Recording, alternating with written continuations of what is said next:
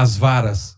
Você sabe que todos os elementos funcionais, eles tinham argolas e varas para eles poderem ser carregados. Então você pegava o altar do sacrifício, por exemplo, ele tinha lá as argolas, você passava as varas e quando tinha que carregar, os levitas carregavam.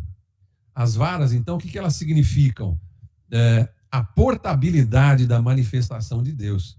Pode parecer algo assim sem importância, mas não é.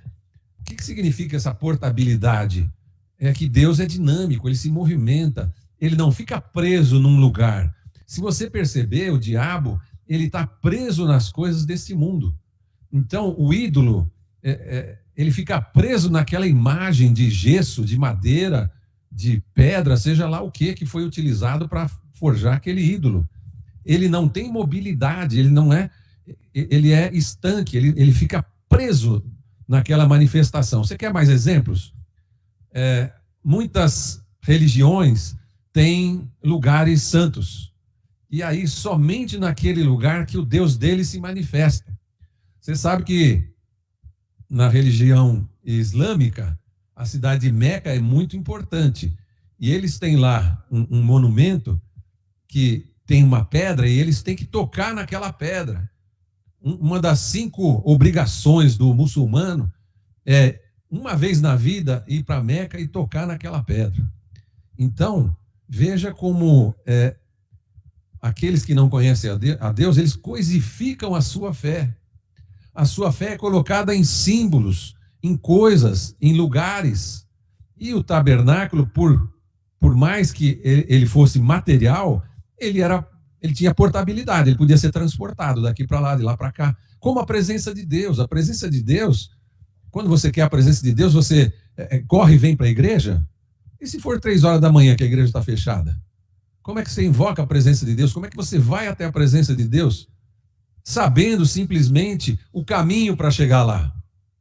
Porque Deus, ele não se fixou, ele não se prendeu num local, ou numa pessoa, ou num objeto.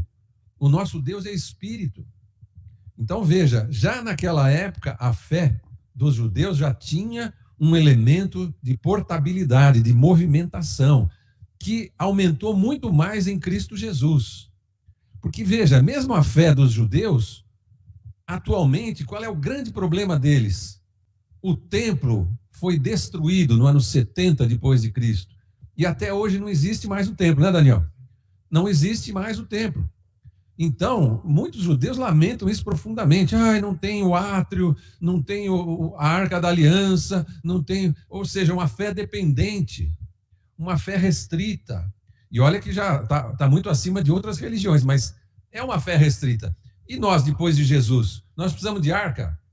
Não. Nós precisamos de templo? Também não. Nós podemos adorar a Deus em casa, nós podemos adorar a Deus no trabalho.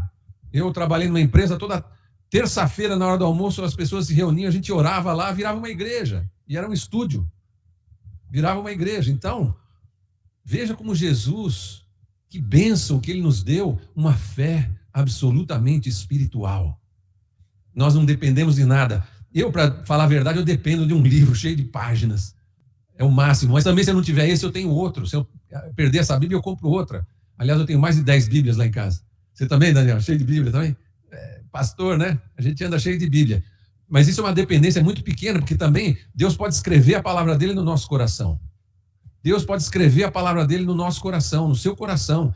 Então, querido, a nossa dependência de lugares, de coisas, de pessoas é muito pequena.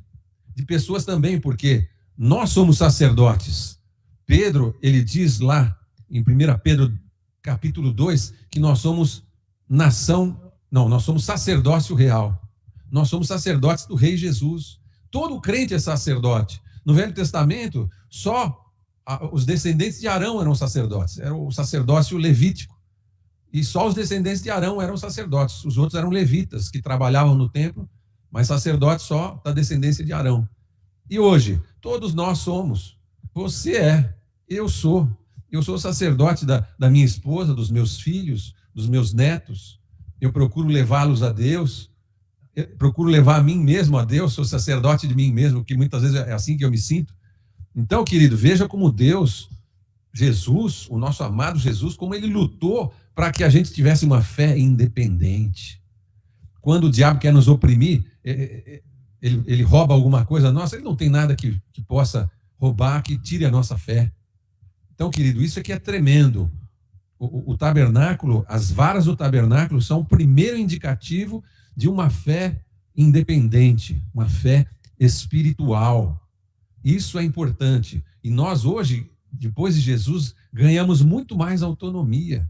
A gente pode orar em qualquer lugar a Deus. Não precisa ir, não precisa ajoelhar, não precisa ir em lugares específicos, não precisa pôr véu para orar. Nós podemos orar a qualquer tempo. Quem depende desses acessórios, eu preciso pôr um véu para orar, desculpa, você está voltando para o Velho Testamento. Você não entendeu os propósitos de Jesus.